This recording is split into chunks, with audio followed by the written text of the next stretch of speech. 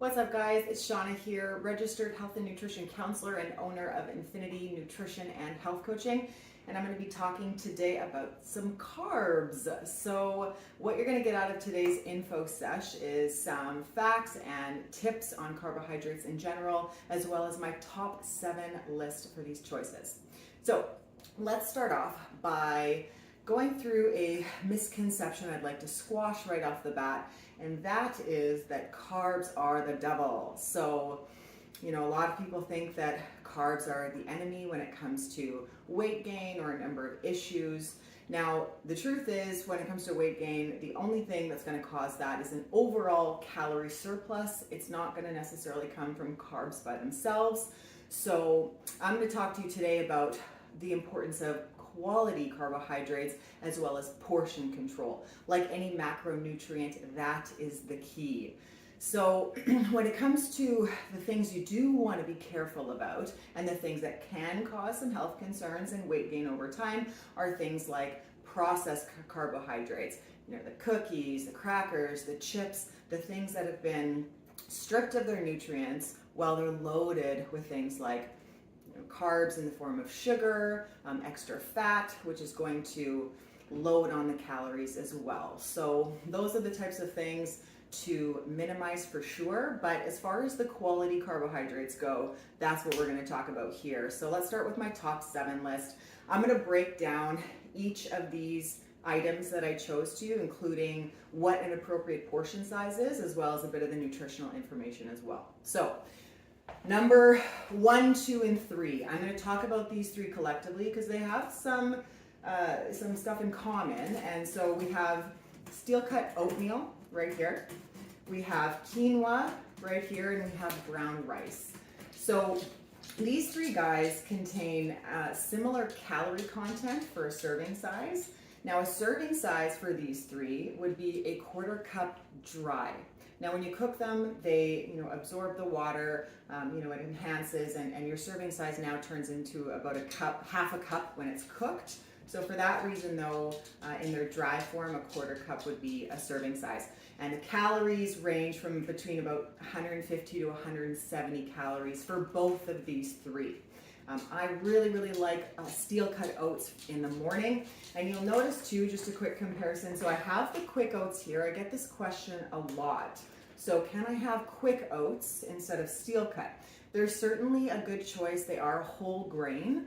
They are quicker, hence the name, than steel cut oats because they have been stripped of some of their nutrients and they are a bit more processed, but it's not to say they're not a good option. I would just usually opt for steel cut oats over quick oats for the nutritional value component, a little bit more fiber, vitamins and minerals, that kind of thing. Now, as far as steel cut oats and quinoa, I especially like these 2 options for the protein and the fiber content. So for a grain, these 2 options have a decent amount of protein and fiber, which is really important. And a special note for anyone who might be eating a plant-based diet, that's a reason why to definitely include those 2 options specifically in your diet, is for that protein content. Now, brown rice is, still a great option. It is, it's got some nutritional density, but it's a little bit less protein and fiber than the quinoa and the oats, but still certainly a good option. Just a quick fact too, in terms of brown rice versus white rice, that's another question, is one better? Brown rice is a whole grain. It's more of a complex carbohydrate. It has more fiber in it as well as nutrients. So from a nutritional standpoint, brown rice would be a better option. It is slightly higher in calories though, but it's also low on the glycemic index, all 3 of these options. So if there's any concern about insulin resistance, then, if you may be pre-diabetic or at risk of being resistant to insulin, then these would be great options so you're not getting those sugar spikes from the foods that you're eating. Okay, number 4. So number 4, I chose black beans. Now, I always, when it comes to canned or jarred goods, get no salt added. Otherwise, you're consuming a lot more sodium than probably necessary.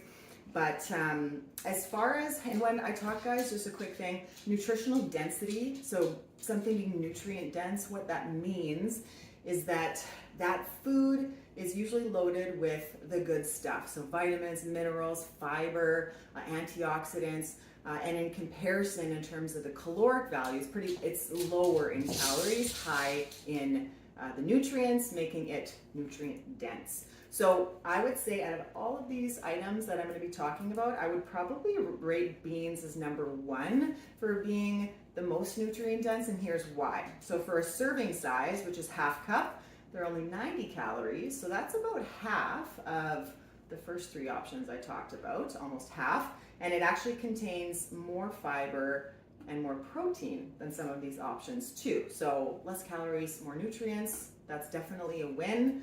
There's a lot of great nutritional value to legumes in general. So whether that be beans, peas, or lentils, a really great source of fiber and plant-based protein in your diet. So that's an excellent choice.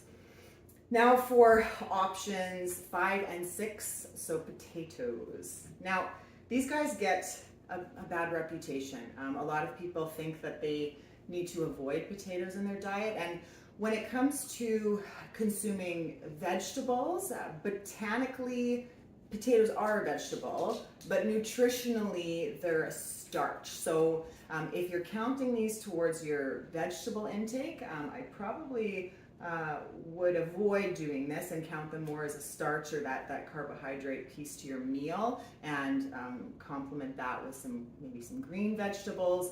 And the other downside to potatoes, again, when we talk about insulin sensitivity and being high on that glycemic index, these two are higher on the glycemic index. So if that is a cause for concern, if you have some health issues or at risk of that, then these may be some options you would want to limit. But otherwise, they're an excellent complex carbohydrate source, and they're pretty low in calories too. In terms of sweet potato, it does have a little bit more sugar, hence, it's a bit more sweeter, but it is natural sugar and it's accompanied with some fiber and some other nutrients, so that's a-okay. And for about half a cup serving size for sweet potato, it's roughly around 80 calories, even less for a red or white potato. So for a half cup serving size, about 60-ish calories, so pretty low, all things considered. Now, before we get to number 7, last but not least, I do want to point out the first 6 that I talked about are all gluten-free options. I try to limit breads, pastas, those heavier wheat carbs or gluten carbs, not because I'm gluten sensitive. I just find that the breads and the pastas are easy to overconsume. I find that there can be a correlation with weight gain or a lack of weight loss when those products are too much the center of somebody's diet. But certainly, you can have those things in moderation. Of course, I just personally try to minimize them, and who doesn't love a good sandwich or some toast in the morning? I find that those bread products can be easy to overconsume for sure. So another reason why I try to limit them. But that being said, if you are going to have bread products, by all means, whole grain is always the best option. My favorite is I choose a sprouted whole grain bread, and this one in particular, this is called Little Big Bread by Silver Hills. It has got, so for 2 slices of bread is only 110 calories, so calories are very reasonable, and they contain a surprising amount of protein and fiber, 7 grams of protein and 5 grams of fiber for a serving size of 2 slices. Plus, it's loaded with other nutrients too. So for a bread, I think this is a fantastic choice, and I definitely love my eggs and toast in the morning quite frequently. So that's my top 7. Now, when it comes to last couple of tips there, when it comes to quality, we established that quality carbohydrates are really important in terms of how much you should be having. Combining your carbohydrates with things like vegetables and protein are always a good thing to promote a balanced meal. And in terms of a percentage as a reflection of your total calories, it can be anywhere from 30 to 40%, which is on the lower side, up to 65%, which is on the higher side. A balanced diet usually, is about 40 to 50% of your calories coming from carbohydrates, which might seem high to some people, especially if you've been told that low carbohydrate is the best option. But again, it comes down to quality and portion control. So hopefully you had some great takeaways today. Thank you so much for watching. If you have any other questions, again, I'm Shauna, registered health and nutrition counselor, owner of Infinity Health Coaching. You can find us at winnipeghealthcoaching.com, and enjoy.